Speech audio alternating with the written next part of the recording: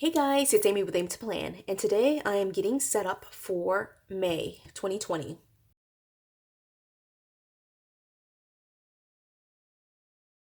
So I purchased this planner. This is an 18-month faith planner, and really I purchased it because I love the dividers in here, plus I love these blue discs, but I have decided I'll probably attempt to use the weekly pages for this and just I have a full flip through of this planner in a previous video, but just to show you what the weekly pages look like, they're set up in the SOAP or the faith layout format, where there's a scripture reading plan plus keywords that goes in this top section. Then there's an observation section and an application section, and on this side it has the month with some lines, blessings this week, and then a gratitude, grateful for section.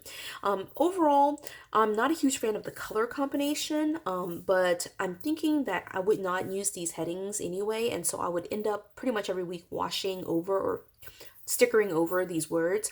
And so I think the more I thought about it, the more I was just thinking that this might work for me. The biggest thing that, after years and years of planning, that I've come to realize is that I am just a list maker, and I really should consider using something with lines.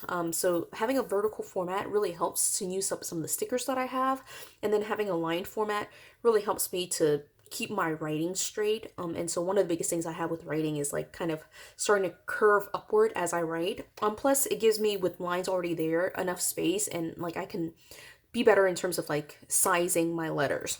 So I'm thinking I am going to use this planner, the weekly inserts, as well as the dividers and the cover, pretty much everything about this planner. And so what I wanted to do was, before July comes around, I wanted to go ahead and test this out. And so I brought some additional supplies here. Again, I have this planner. It is still potentially something that I can return, although I don't believe I will. I just really love most of it. The only thing I don't really love about it, because I've never used it, is the weekly pages. But I have the month of May and the month of June to try to test run this format. And so what I decided to do was go ahead and pull some stuff that I had from other things. And what I'm going to do is just go ahead and put it in here, and I'll show you what I'm going to do. All right, so first things first, I went ahead and brought my May and my June dividers. Now these are outdated dividers. I got these dividers from an all glam planner from Walmart a while back, probably a year and a half ago, and I have not been using the monthly pages, and they've just kind of been sitting in my closet, my planner closet, for a while, and I decided to go ahead and just use them as dividers, as they're intended to be used, and not worry about using this monthly page. And so that's what I have there. Then the second thing I have are some pages that are current. This is for May, May 2020, and then June 2020, and these sheets are vertical lined. I purchased this from a buy sell trade group and really was not planning to use it, but I've decided, just since I have it, to go ahead and try to use them, again, just to get into the habit, and maybe considering whether I would be able to use the faith planner starting in July. And so this gives me 2 months to at least test it out. If I don't love it, I can still return the planner and call it, even. But if I love it and I enjoy this format, then I'll at least know before July. So again, I did bring May and June, and I'm just going to pop them in here. One of the things that I don't do for my personal planner is use the monthly page. And so once I put this in there, I'm not actually going to tape it down, but once May comes around, I will tape it down. I just want to go ahead and get prepped for May right now. And again, I put May and June in here, but I'm really just kind of playing with May today. And showing you what I'm thinking of doing. And again, I don't use the monthly at all. That's probably good news for me, because I don't love the shading here, and it's kind of weird having two different designs.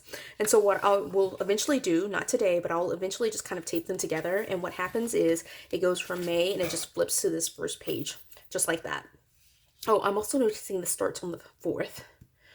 So I might, before I tape it down, go ahead and include the very last page of April and May, and it'll be the last part of April and the beginning of May, and we'll see how that goes. And then for the rest of this, one of the things I did before starting this video do was count the number of lines here, and there are, I believe, 26 lines. And then for the faith planner, there's 11 here and 11 here, so it's 22 total here and 26 here, which is fine. Again, I'm just using this just to get used to the layout, but one of the things I was thinking would work best for me was to basically use this planner as a running task list. So one of the things that I've loved about other layouts of the Happy Planner, the big one that comes to mind is the monthly layout, where it's just checklist after checklist, is that I can just make these running lists. And I think that this format would work well for me in order to just kind of make lists as I need them. And I'll show you what I'm thinking of doing. Let me just actually grab a pair of scissors. One of the things that I used to do before I got into the Happy Planner was bullet journal. One of the techniques that the bullet journal planner community has is basically doing Dutch doors. And so I have a previous video where I showed you using a Dutch door or a similar technique to a Dutch door for using up old outdated layouts. Outdated pages, but this is actually for current pages. And what I'm going to do is actually do the Dutch door as intended, which is to kind of have like a top door and a bottom door. And so what I'm going to do is I'm not going to cut this page because, you know, you're not going to be flipping back and forth. And you'll see what I'm talking about later. But what I'm going to do is basically cut it here, right down where the shaded box is. And then I'm just going to cut it all the way through to the other side. And so you'll be able to flip it kind of like that. Now that wasn't a perfect cut, but it's close enough. Just, again, just to get me started. And I'm envisioning this planner, which will be my personal catch-all planner, to be something that's a little bit more functional. I tend to be very functional when I do planning. And stickers can happen here, but it's not a necessity for me. Some weeks I might not use a single sticker, and that is totally okay with me. This is the planner where I cross things off and scratch through things and use my not so pretty handwriting and that kind of thing. All right, so this is what I did. Again, just to kind of go back to the beginning and show you what I did. I did not cut the very first page. So this first page is the page again that I'm going to glue down, and I'm not going to be flipping this page, but the rest, the middle pages, I did cut down. And again, I did not cut the last page, the page with the currently on the back. So those first and last pages are not cut, but I did cut these middle pages. Right, and so this is what I'm thinking is going to happen, and I hope this works. For the Dutch door technique, basically you get this chance to have as many or as few pages on the bottom as you need to, and the top is the page that you flip more often, or it could be vice versa. But in this case, with the dates up here, this top page would be the page that gets flipped weekly. And what I'm going to do here is basically create categories. So instead of using this for Monday and this one for Tuesday and this one for Wednesday, what I'm going to do instead is for, again, just testing it out for the month of May, this section will be work notes. And I'm actually just going to write it in right now. This will be work.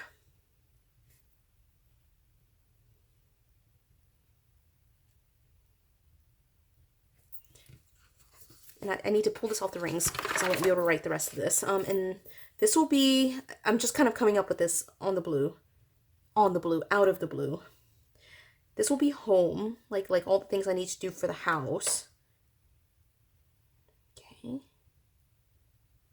And then this will be personal. I'm just trying to think of the major kind of categories of things that I need to have written down.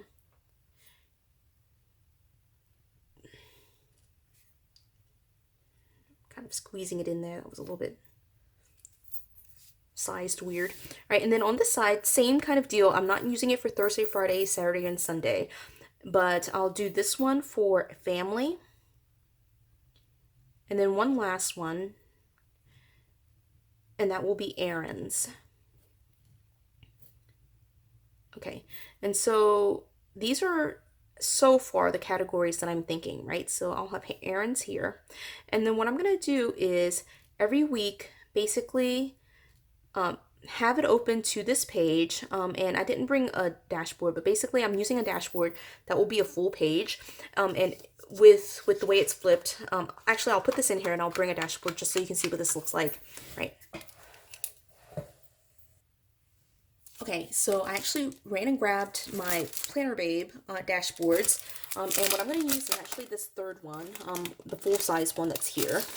I actually really just love full-size dashboards because it covers the entire sheet. It's like a classic size sheet of paper with a tab at the top. I'm not a huge fan of these like it's not half size, but it's not the full size either. I don't know why it's like 2/3. It just kind of bothers me that it's not a full page. So I'm gonna put this in here. It doesn't really go with the rings, but this again is just for the video. I'll probably change it out. I don't know, maybe I should just use this other one. Yeah, I might just use this one. It doesn't really matter. Except the purple foiling just does not go as well. All right, so I'm gonna take this one out, and I've used this one. All right, and so basically right now I only have 5 categories, and the plan is to basically use these shaded boxes for the date that's listed right above it, and also I'll list like different events that are day sensitive or date sensitive in this shaded box, and that might be tasks as well, but mostly it's going to be events. And then what I'm going to do is the rest of the section will just be tasks, and they're not organized by any particular day, and they'll just write as I need to. Now, in some cases, there might be several weeks that go by where I don't come up with like an entire list for any of the categories. And so what I can do is, instead of taking all of this information and transferring it to the next week, what I can just do is flip this top page and I get a brand new week up here, but the exact same list will be on the bottom. And when I do need to transfer it, because I've checked off, my general rule of thumb when I was bullet journaling was about 2/3 done or crossed off. And once it's about 2/3 for most of these lists, then I can transfer it to a new list just so it doesn't look quite as messy. So once I need to transfer it, I can just basically flip this page, transfer what I need to over to this new list. And so the top and the bottom kind of operate independently. And I hope that makes sense, especially with me not writing anything down. We are still obviously in shutdown for the coronavirus, and so I actually have 0 May plans right now. So there's nothing I can write here for my May plans, and I don't like to write my task list this early out. I mean, I'm starting to put this together like mid-April, mostly just because I think that as soon as I think of it, I want to try to put it in action.